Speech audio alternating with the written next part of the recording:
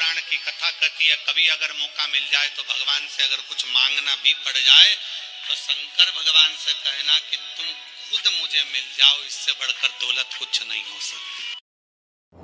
रजो धर्म के अंतर्गत नारी को जो जो परेशानियां होती हैं, कोई के 8 दिन पहले, 4 दिन पहले, 3 दिन पहले, कहीं ना कहीं रजो धर्म के अंतर्गत जो बीमारियां होती हैं, उसके लिए महाराज 7 चने की दाल के दाने तुलसी महारानी के सामने कटोरी में रखकर तुलसी के 3 पत्ते उसमें डालकर अपनी मनोकामना कर कर तुलसी में 3 बार जल छोड़कर वो तुलसी और वो चने की दाल ले जाएं और उसको धीरे धीरे कर कर एक एक कर कर सुबह शाम दोपहर में उसको खा लीजिए। रजो धर्म से जुड़ी हुई परेशानी समाप्त।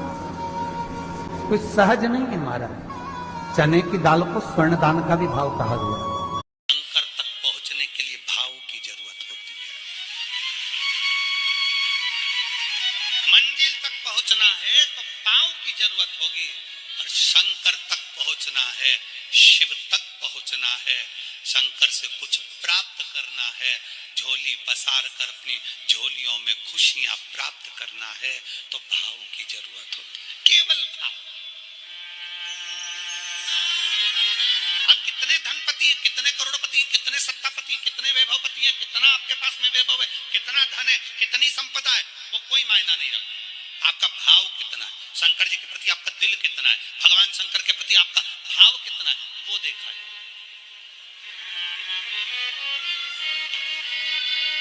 और कभी मौका लगे ना तो एक बार सीहोर कुबेरेश्वर धाम रुद्राक्ष महोत्सव में आकर देखिएगा।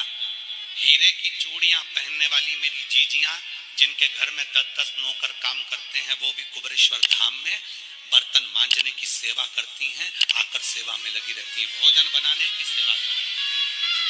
जिनके घर में 10 नौकर लगे हैं, वो कुबेरेश्वर धाम में आकर बाबा की सेवा में लगती हैं। उनसे पूछो कि तुम क्यों सेवा करती हो, उनसे पूछो कि तुम यहाँ क्यों करती हो सेवा, तो वो कहती हैं हम साल में एक बार बाबा के धाम आते हैं और कुबेरेश्वर बाबा के यहाँ आकर सेवा कर जाते हैं। साल भर कुबेर भंडारी इतना देता है कि हमारी सेवा के लिए 10 नौकर लाकर खड़ा कर देता है।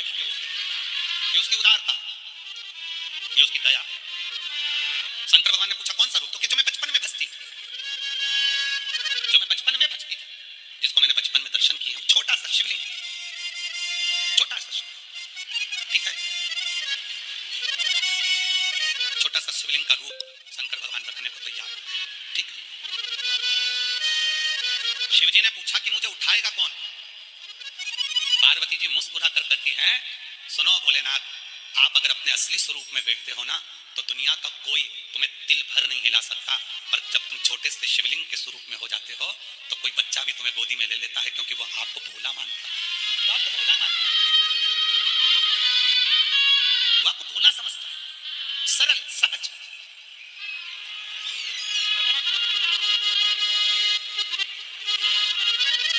बहुत बड़ा दर्शन का फल है। शंकर भगवान की मूर्ति से दर्शन करने से ज्यादा बड़ा दर्शन का फल है शिवलिंग का दर्शन करना। स्वप्न में शंकर भगवान की मूर्ति को देखना, जटाजूट बांधे हुए शंकर जी को देखने से बड़ा फल है शंकर के शिवलिंग का स्वप्न में दर्शन करना। अगर सपने में किसी को शंकर का शिवलिंग दिखता है, सपने में कोई अपने घर से पानी चढ़ाने शंकर को जा रहा है, मैं लोटा भर के जल चढ़ा रही हूं, सपने में दिख रहा है। और कई कई ऐसे भी होते हैं जिनको सपने में दिखने की जगह वो सपने में चल भी देती है। महाराष्ट्र में कथा थी तो वहां एक पत्र आया था, एक भाई ने लिखा था, मेरी पत्नी से मैं बहुत परेशान हो गया हूं, उसका नाम हमें स्मरण में नहीं है, सिरपुर की कथा में वो पत्र था, तो उसने लिखा मैं अपनी पत्नी से परेशान हो गया हूं। तो उसे हमने एकांत में बुलाकर पूछा, भाई ऐसा क्या हो गया, बता तू क्या हुआ। उसका फोन नंबर था, उसको फोन लगवाया, पूछा क्यों परेशान हो गया। उसने कहा मेरी पत्नी रात को चिल्लाती है, बोल बम का नारा है बाबा एक साथ, कभी कभी सपने में बैठकर चिल्लाती रहती है, ऐसे बैठ जाएगी चिल्लाएगी श्री शिवाय श्री शिवाय, और तो और यहाँ तक तो चल जाता है गुरुजी, पर इससे आगे नहीं चल पाता है। हमने पूछा इससे आगे क्या। नींद में रसोई घर में जाना चाहिए, बाजू में बोतल रख के सोती है ना पानी पीने की, वही बोतल उठ के मेरे को शंकर जी समझ के उंडेल देती है। दिक्कत नजदीक तक यहाँ तक भी चल जाएगा कि श्री शिवाय नमस्तुभ्यम जपे, और ये भी चल जाएगा कि बोल बम का नारा है और बाबा है, पर ये नहीं चलेगा कि वो पानी की बोतल ठंड में मेरे ऊपर डाल दे उंडेल के। हमने कहा तू कल अपनी धर्म पत्नी को लेकर आना। उसकी पत्नी आई, आंखों से उसके नीर बह रहा था, जल, आंखों से जल बह रहा, जैसे आज गाड़ी गाड़ी चलाकर लेकर आने वाले जो भाई थे, अब कमल जी आपने किसको भेजा था हमें नहीं मालूम, जो गाड़ी चलाकर आज लेकर आए थे हमको लेकर, उनकी आंखों में जल भरा हुआ था। वो कह रहे थे जब पहले गुड़ियारी में कथा थी, सबसे आखिरी में बैठकर कथा सुनी थी, एक विनती करी थी बाबा से कि बाबा बस ये शक्कर देना। दूसरी कथा मैंने रायपुर के पास में जब हुई अमलेश्वर में, तब कथा के मध्य में बीच पंडाल में बीच में बैठकर सुनी थी, फिर वहां भी बाबा से एक विनती करी थी, और आज मेरे बाबा ने ऐसी कृपा कर दी कि आपके नजदीक में बैठकर गाड़ी चलाकर यहाँ तक पहुंच।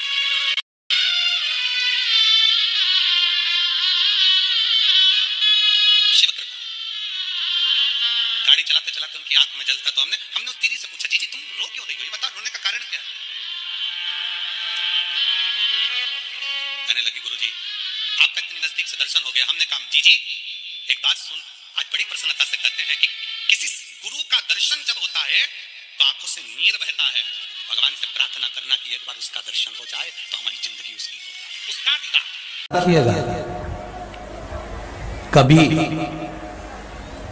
कभी अगर जिंदगी में कहीं अटकलियों में पड़ रहे हो,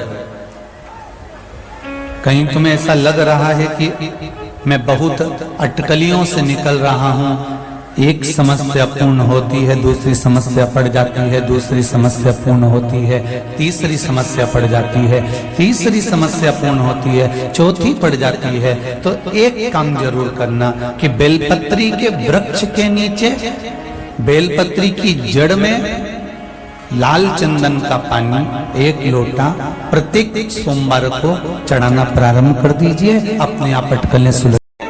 और मेरा बहुओं से निवेदन है, बेटियों से निवेदन है, माताओं से निवेदन है, मान लो आपको कोई ब्राह्मण देवता ने कहा कि आपके यहाँ पितृदोष है, आपको कह दिया कि पितृदोष है, तो आपको घबराना नहीं है कि महाराज जी मुझे क्या करना पड़ेगा। पितृदोष है, एक चावल का दाना घर में से लीजिए, हथेली पर रखिए, पानी का जो मटका होता है, हंडा होता है, पानी का जो मटका है, हंडा है, जहां पर रसोई घर में तुम पानी रखते हो, उस हंडे के पास में, मटके के पास में उस चावल के दाने को लेकर जाइए, अपने पितरों का स्मरण कर स्वधा स्वधा स्वधा स्वधा स्वधा 5 बार बोलकर शंकर भगवान की शिवलिंग पर, तुम्हारे घर में शिवलिंग हो तो घर में, और अगर मंदिर में शिवलिंग हो तो मंदिर में, उस चावल के दाने को चढ़ा दीजिए, कैसा भी पितृदोष होगा समाप्त हो। श्री शिवाय नमस्तुभ्यम। हर हर महादेव। दर्शकों, जैसा कि कथा में प्रदीप मिश्रा जी बताते हैं कि बेलपत्री के पेड़ के नीचे 1 लोटा जल, उसमें लाल चंदन डालकर जो भी व्यक्ति समर्पित कर देता है, उसके जीवन की परेशानियां दूर होती हैं, धन से संबंधित सभी समस्याएं दूर हो जाती हैं। 1 लोटा जल सभी समस्याओं का हल। शिव जी पर 1 लोटा जल जरूर अर्पित करें। सुबह के समय आपको यह 1 लोटा जल अर्पित करना है। शाम को प्रदोष काल में 1 शुद्ध गाय के घी का दीपक शिवालय में जाकर जलाना है, और 1 दीपक अपने घर के मुख्य द्वार पर अवश्य जलाएं। माँ लक्ष्मी की कृपा हमेशा बनी रहती है। वीडियो पसंद आया है तो इसे ज़्यादा से ज़्यादा लाइक कीजिएगा, शेयर कीजिएगा। चैनल पर नए आए हैं, चैनल को सब्सक्राइब जरूर कर लीजिएगा। कमेंट बॉक्स में हर हर महादेव अवश्य लिखें।